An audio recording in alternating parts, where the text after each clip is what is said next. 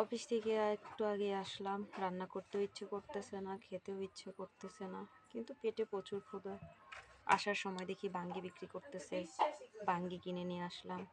রুমে এসে ফ্রেশ হলাম, বাঙ্গি ছেলেছি, এখন এটাই খাবো। আর একটু পরে ভাতও দিতেছে, কিন্তু ভাল লাগতেছে না। বাঙ্গিটা খেয়ে দেখি, বিসমিল্লাহ।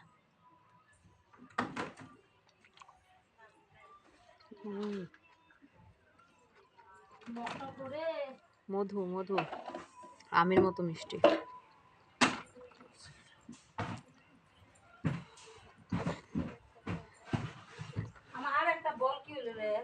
অসাধারণ, অনেক মিষ্টি, অনেক মিষ্টি, অনেক ভাল লাগতেছে।